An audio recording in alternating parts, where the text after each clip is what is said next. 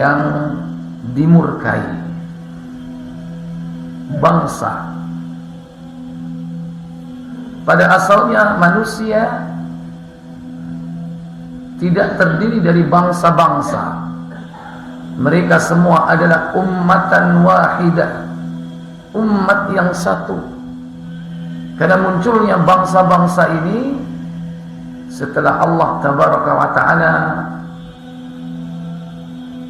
menjadikan keturunan Nuh alaihi salatu wassalam menyebar ke seluruh penjuru dunia, di mana Nuh memiliki 3 anak laki-laki yang masih hidup selain Kan'an, yaitu Sam, Abul Arab, bapak moyangnya bangsa Arab, kemudian Ham, yaitu Abu Sudan, bapak moyangnya bangsa Sudan, kemudian Yafid, Abu Turk, bapak moyangnya bangsa Turki. Dari ketiganya menurunkan ras. Ada ras Negroid, ada ras Mongoloid, dan yang lainnya. Dari ras ini ada bangsa-bangsa. Dari bangsa ini ada suku, semakin kecil lagi. Nah, Allah jadikan semua itu dalam rangka untuk mengenal satu dengan yang lain. Allah katakan dalam surah Al-Hujurat 49 ayat 13. Allah katakan, ya ayyuhan nas inna khalaqnakum min dzakarin wa untha wa ja'alnakum su'uban wa qabaila lita'arafu inna akramakum 'indallahi atqakum. Kata Allah, wahai manusia, sesungguhnya kami telah menciptakan kalian dari jenis laki-laki dan perempuan, dan kami jadikan kalian su'uban wa qabailan, berbangsa-bangsa dan bersuku-suku, lita'arafu, untuk saling mengenal satu dengan yang lain, bukan saling berperang, bukan saling centang perenang, berpecah belah. Allah jadikan manusia berbeda warna kulitnya, berbeda bahasanya, bahkan berbeda yakni adat istiadatnya sesuai dengan kondisi lingkungan setempat. Tapi awal muasalnya agama mereka satu, yaitu agama tauhid. Ketika sudah mengalami penyimpangan, maka tidak dibedakan antara bangsa yang satu dengan bangsa yang lain, suku yang satu dengan suku yang lain. Tapi Allah melihat apa? Takwanya. Karena yang mulia di sisi Allah adalah ketakwaannya. Maka Allah tidak melihat fisiknya, rasnya, tidak melihat bangsanya, tidak melihat sukunya. Kata Nabi dalam Sahih Muslim nomor 2194, di mana Nabi sallallahu alaihi wasallam mengatakan, innallaha la yanduru ila suwarikum wa amwalikum. Sesungguhnya Allah tidak melihat rupamu dan hartamu, walakin yanduru ila qulubikum wa a'malikum. Akan tetapi Allah melihat kepada hati-hati kalian dan melihat kepada amal perbuatan kalian. Maka amal ini bersumber dari hati, dan hati merupakan sumber keimanan dan ketakwaan. Makanya Nabi mengatakan, at-taqwa hahuna, takwa itu letaknya di sini, sambil menunjuk ke dada beliau sebanyak 3 kali. Maka siapapun manusia yang hadir di muka bumi ini, Allah melihat keimanan dan ketakwaannya, tidak melihat tentang apapun yang merupakan karunia Allah tanpa meminta. Artinya terima beres. Irungmu mancung, irungmu pesek, sampean benak, tak minta apa tidak? Halo? Minta atau tidak? Terima beres. Kulitmu putih atau celeng, antum minta atau tidak? Tidak pernah meminta. Itu terima beres. Makanya manusia tidak boleh membeda-bedakan kepada perkara-perkara yang terima beres dari Allah Jalla wa'ala. Makan harta terima beres, karunia apapun terima beres. Maka Allah melihat keimanan dan ketakwaannya. Kemudian setelah itu banyak bangsa-bangsa yang hidup di muka bumi ini. Setelah keturunan dari Nabi Nuh, kemudian yakni ada kaum Ad yang hidup di negeri Yaman. Ada lagi kaum Samud, tidak jauh dari tempat itu juga. Kemudian ada kaum Lut. Kemudian juga ada kaum Pusdan yang hidup di zaman Nabiullah Ibrahim alaihissalatu wassalam. Sampai kemudian Nabiullah Ibrahim, beliau diberikan oleh Allah tabaraka wa ta'ala karunia 2 anak yang menjadi bangsa besar, yaitu darinya muncul Bani Israel dan Bani Ismail. Sekalipun ada sebagian dari Bani Ishaq, dari Bani Ishaq ini mengerucut lagi kepada Bani Israel, itu keturunan dari Yakub alaihissalam. Kemudian dari istri kedua Ibrahim, yaitu Hajar, beliau memiliki anak Ismail, yang kemudian dari Ismail inilah muncul Musta'aribah, bangsa Arab generasi kedua. Maka semakin banyaklah manusia di muka bumi ini. Di antara mereka ada orang-orang yang beriman dan bertakwa, tapi di antara mereka juga ada orang-orang yang durhaka kepada Allah Jalla wa'ala. Yang durhaka dibinasakan oleh Allah. Kaum Ad dibinasakan, kaum Samud dibinasakan. Demikian pula kaum Lut juga dibinasakan oleh Allah tabaraka wa ta'ala. Dan terus sampai akhir zaman. Maka Allah tabaraka wa ta'ala menghendaki mana bangsa yang ditinggikan dan mana bangsa yang dihinakan.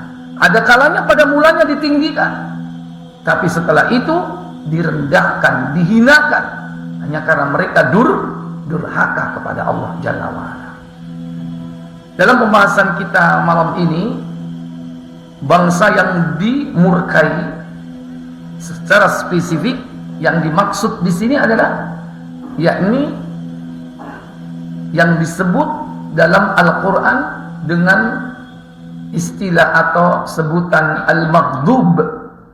Al-Maghdub, yang dimurkai. Al-Maghdub inilah bangsa yang dulunya Allah tabaraka wa ta'ala mengangkatnya di langit, di bumi pada zaman itu, tapi kemudian Allah rendahkan hanya karena dia melakukan perbuatan durhaka. Siapa yang dimaksud Al-Maghdub? Mereka tidak lain adalah Bani Israel yang membangkang dari perintah Allah dan Rasulnya. Maka kemudian istilah secara spesifik mereka tidak lain adalah disebut dengan Yahudi. Jadi di dalam Bani Israel nanti muncul bangsa Yahudi.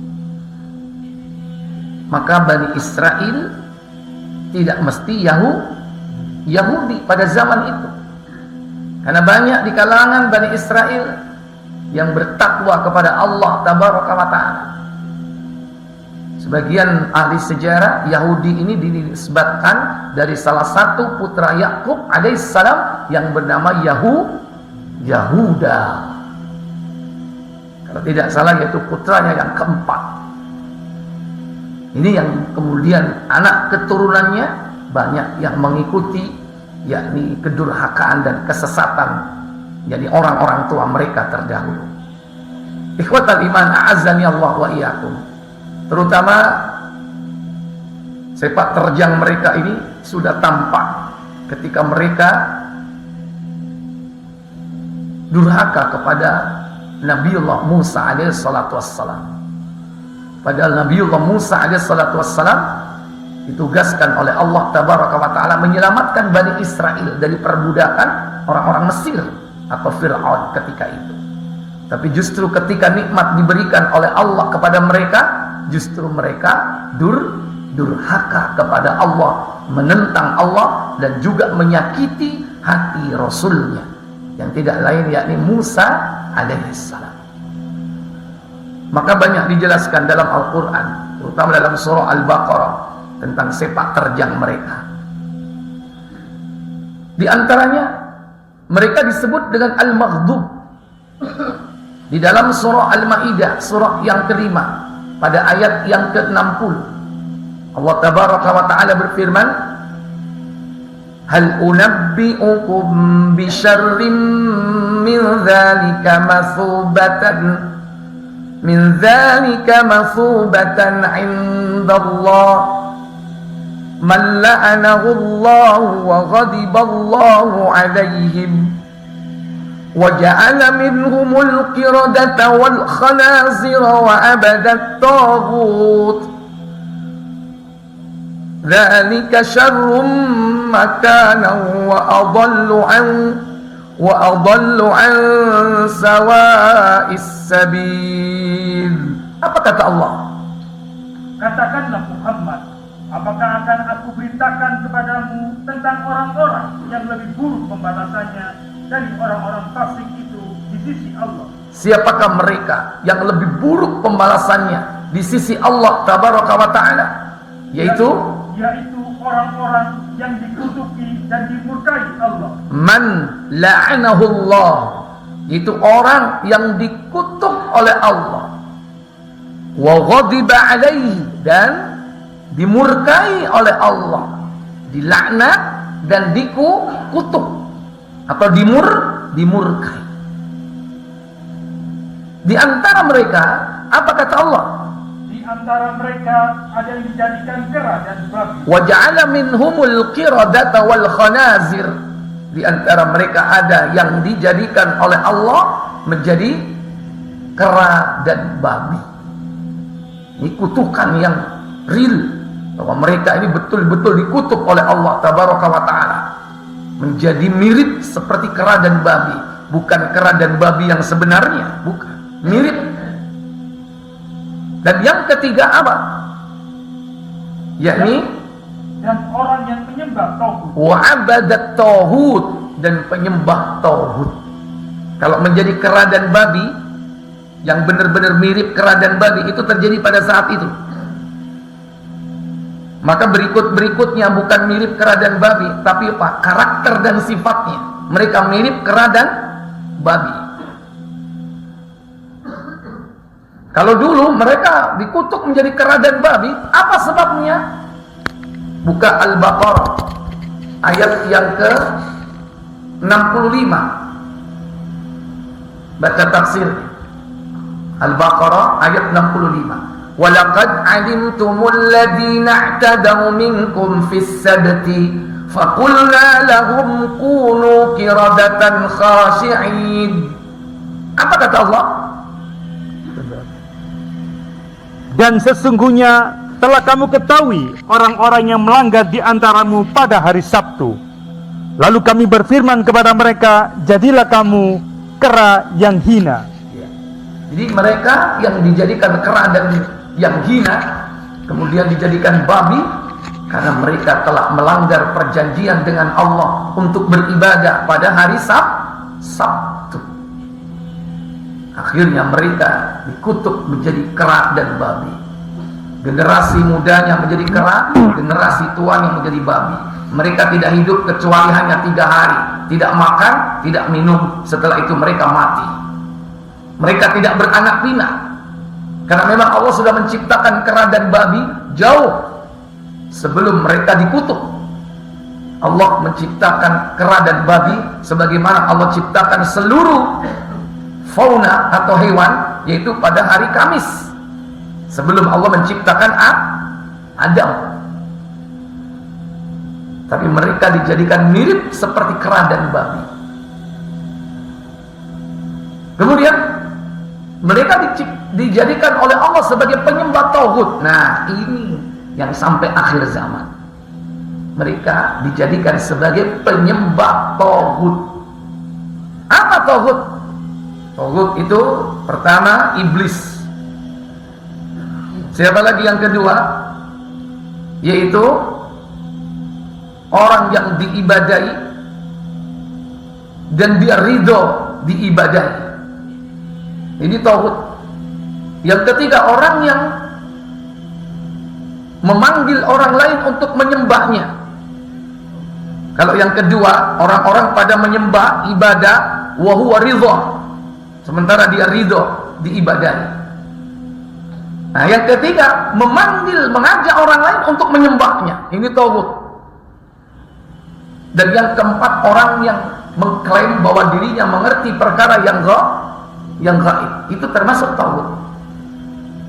Oleh karena itu, antum harus bisa membedakan antara gerakan Zionisme dan Yahudi. Karena ini sudah bias. Karena Yahudi sendiri di dalam hadis Abu Dawud, mereka terpecah belah. Sataftarikul Yahud ala 71 firqah. Yahudi terpecah belah menjadi 71 firqah. Mereka tidak sama semuanya. Sebagaimana Nasrani juga demikian. Sebagaimana juga umat ini terpecah belah.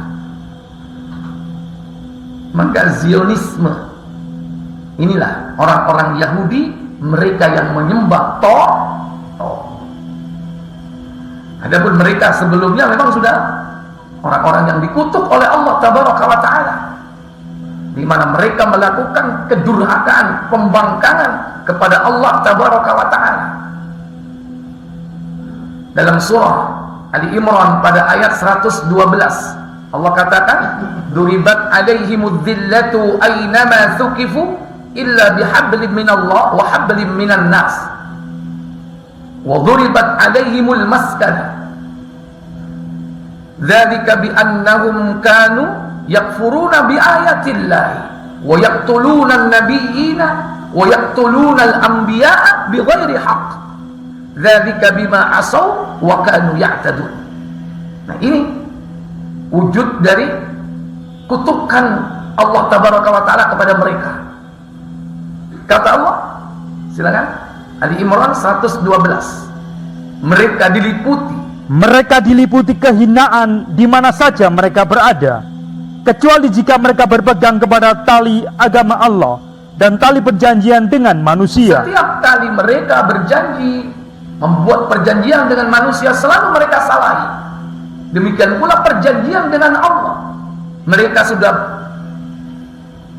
berjanji untuk melaksanakan kitab Taurat.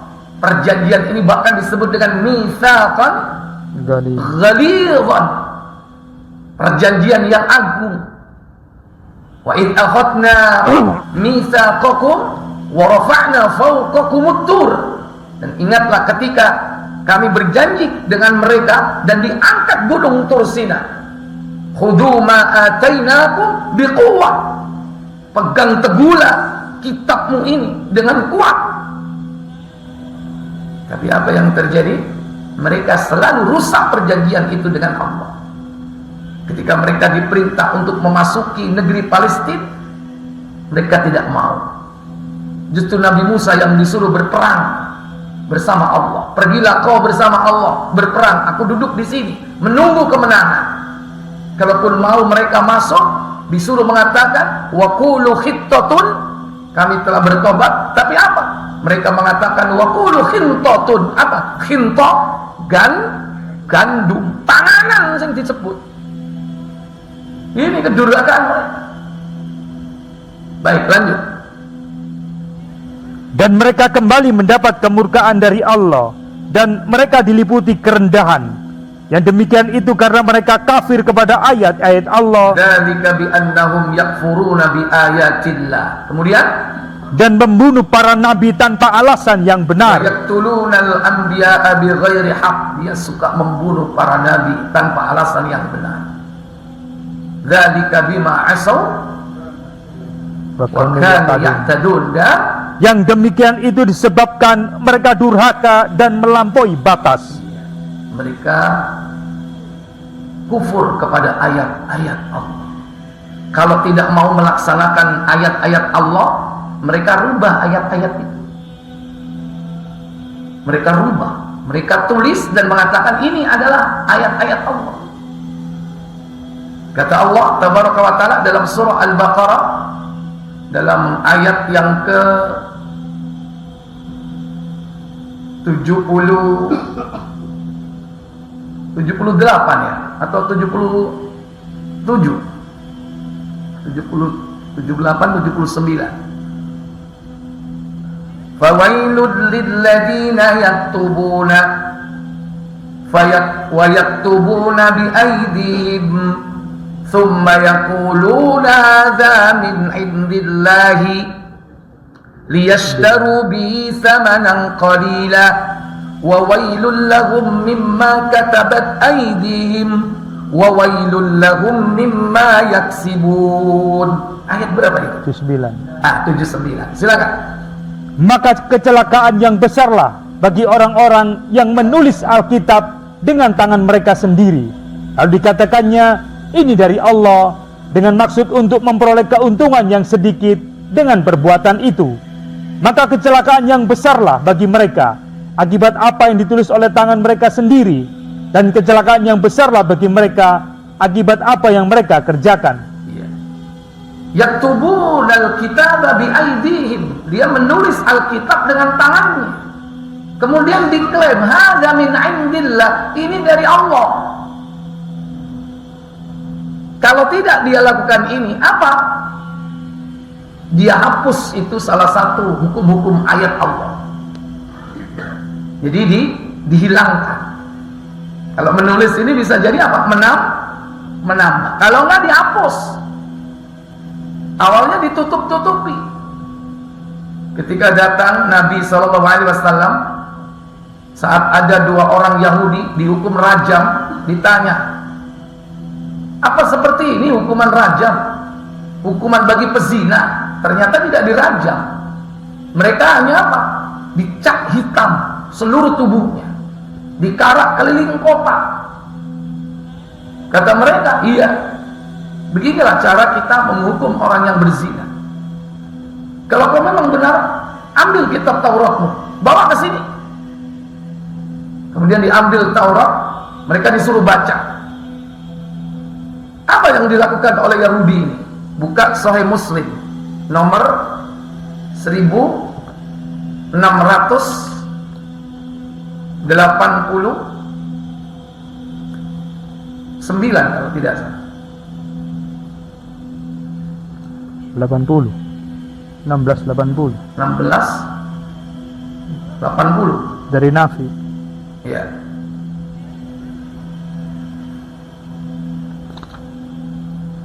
Ada 79. Iya, 79, mulai 78, 79, 80 di sini. 78 itu ketika datang orang zina dari suku Juhaina. Setelah itu 80, Ustaz. ya, Keliling kota diarak. iya. Dari Nafi radhiyallahu an, ia berkata, Abdullah bin Umar radhiyallahu anhu mengabarkan kepadanya, Bukan itu, bukan, bukan Abdullah bin 79 berarti. ya, Hurairah. Iya. Dari Abu Hurairah dan Zaid bin Khalid al-Juhani radhiyallahu an, keduanya berkata, seorang laki-laki desa datang menghadap kepada Rasulullah sallallahu alaihi wasallam seraya berkata, ya Rasulullah, aku mohon supaya Anda bersumpah dengan Allah bahwa tidak akan menjatuhkan hukuman kepadaku melainkan sesuai dengan kitabullah. Lawan perkara laki-laki itu lebih pintar berkata daripadanya, iya betul, putuskanlah perkara kami sesuai dengan hukum kitabullah dan izinkanlah saya lebih dahulu berbicara. Jawab Nabi SAW, bicaralah. Ia berkata, anak laki-lakiku bekerja menjadi pegawai kepada orang ini. Lalu dia menuduh anakku berzina dengan istrinya. Sesungguhnya aku telah tahu bahwa anakku harus dihukum rajam. Lalu ketebus dia dengan 100 ekor kambing dan seorang sahaya perempuan.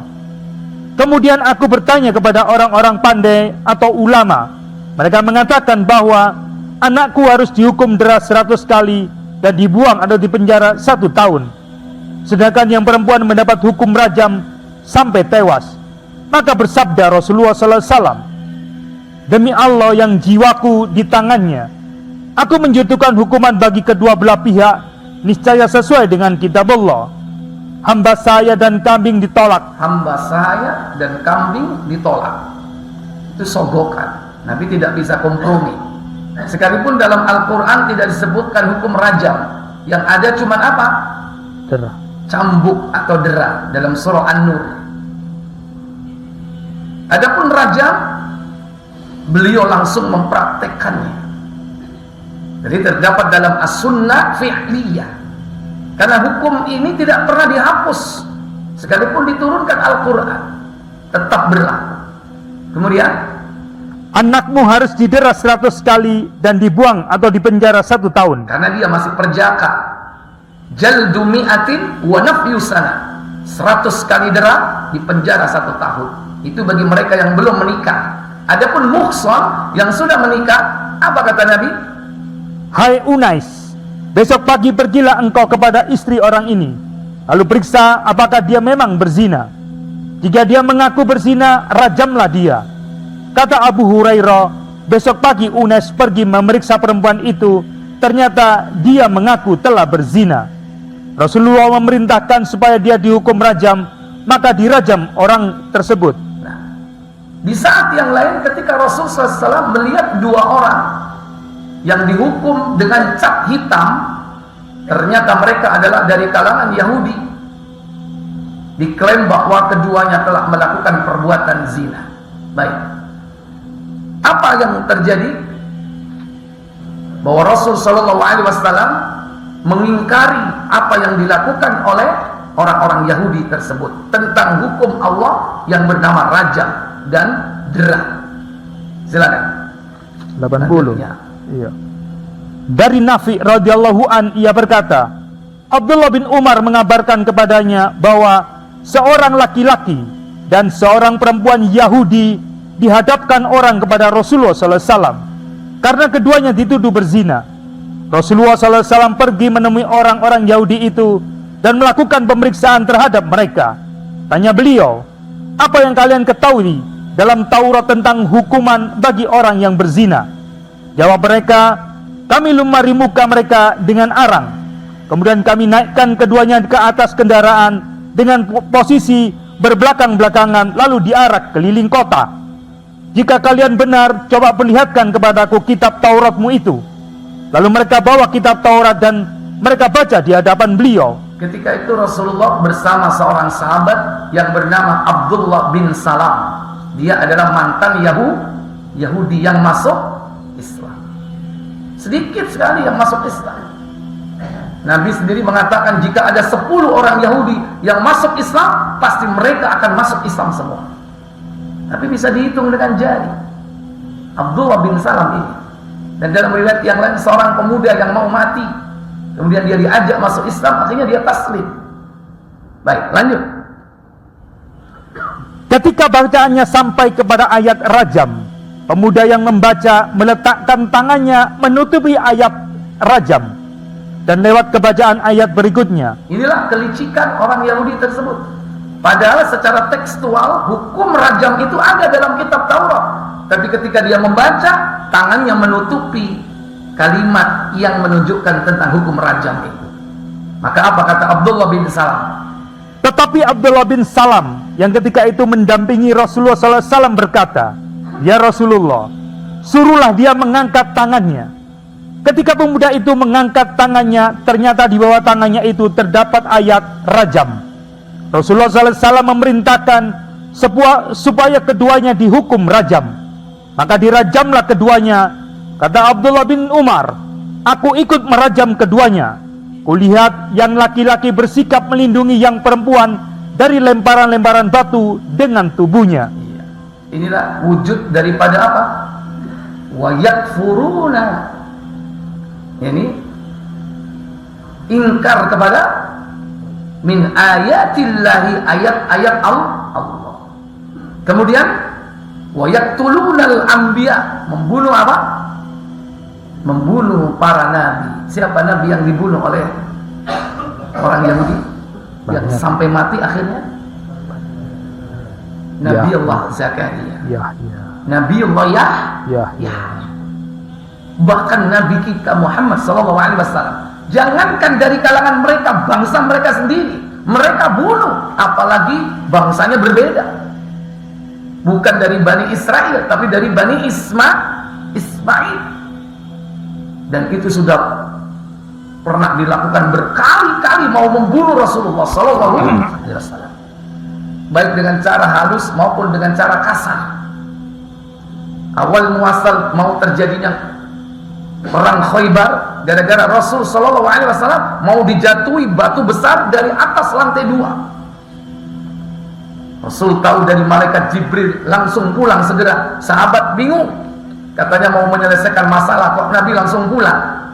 Ternyata beliau diberitahu bahwa dari atas disiapkan batu untuk dilemparkan ke atas kepala beliau. Sampai di Madinah, siapkan perlengkapan kalian, yaitu perang. Besok kita akan menyerbu Khaybar, benteng orang-orang Yahudi, yang kemudian mereka hancur, terusir dari kota Madinah. Ini. Kemudian, yakni Allah Tabaraka wa Ta'ala menunjukkan kepada kita bagaimana mereka itu suka menyihir. Bahkan Rasulullah pun disihir oleh mereka Yahudi. Ya, hobi sihir itu Yahudi, karena mereka ini belajar lama dari mana? Dari Mesir. Karena dia diperbudak oleh Fir'aun sudah bertahun-tahun, ratusan tahun, sepeninggal Nabiullah Yusuf alaihissalatu wassalam. Karena sepeninggal Nabi Yusuf, kepemimpinan di Mesir dipegang oleh kaumnya, itu orang-orang Mesir, yang mereka suka berbuat sihir, dan mereka diperbudak. Bahkan mereka bergesekan, belajar, baik sengaja ataupun tidak sengaja. Bahkan mereka memiliki koleksi-koleksi kitab sihir, yang akhirnya nanti pada zaman kerajaan Nabi Sulaiman disidak seluruh kitab itu, kemudian dikubur di bawah singgasana Nabi Sulaiman. Sepeninggal Nabi Sulaiman, pada saat itulah fitnah besar bahwa Nabi Sulaiman dituduh berbuat sihir, yang akhirnya Allah turunkan surah Al-Baqarah ayat 102 sebagai bentuk apa? Pembersihan nama bahwa Nabi Sulaiman dituduh berbuat sihir. Maka di zaman Nabi pernah disihir oleh siapa? Seorang Yahudi yang bernama Labid Aqsom. Bukan, Muslim nomor 2064.